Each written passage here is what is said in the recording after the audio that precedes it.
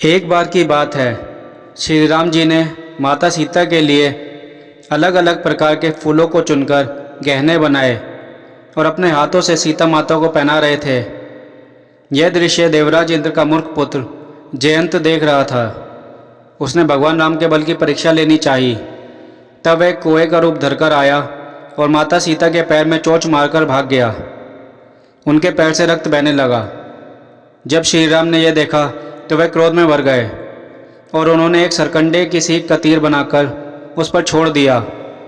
मंत्र शक्ति से प्रेरित वह बाण कुएं के पीछे दौड़ा तो वह कुआं भयभीत होकर भागने लगा और अपने असली रूप में आकर अपने पिता इंद्र के पास गया। पर श्री राम का विरोधी जानकर इंद्र ने उनको नहीं रखा। तब वह निराश होकर ब्रह्मलोक, शिवलोक आदि समस्त लोकों में थका हुआ और भय से व्याकुल होकर भागता फिरा, लेकिन किसी ने उसे बैठने तक के लिए नहीं कहा। श्री राम जी के द्रोही को कौन रख सकता है। तब नारद जी ने जयंत को व्याकुल देखा तो उन्हें उस पर दया आ गई। उन्होंने उसे समझाकर तुरंत श्री राम जी के पास भेज दिया। तब उसने जाकर पुकारा, हे प्रभु मेरी रक्षा कीजिए। भयभीत जयंत ने श्री राम जी के चरण पकड़ लिए और कहा, मेरी रक्षा कीजिए। आपके बल और सामर्थ्य को मैं मंदबुद्धि जान नहीं पाया। मैं आपके शरण में आया हूँ।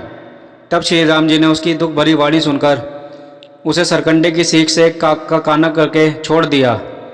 उसके बाद भगवान राम ने कुएं को वरदान दिया कि उस पर काल का प्रभाव नहीं रहेगा, वह किसी भी काल में आ जा सकेगा और पितरों को अर्पित किए जाने वाले भोजन में से एक हिस्सा कुएं को भी दिया जाएगा। तब से ही यह परंपरा चली आ रही है और कुएं को श्राद्ध पक्ष में एक हिस्सा दिया जाता है। कहानी सुनने के लिए धन्यवाद। कृपया चैनल को लाइक कीजिए, सब्सक्राइब कीजिए और शेयर कीजिए।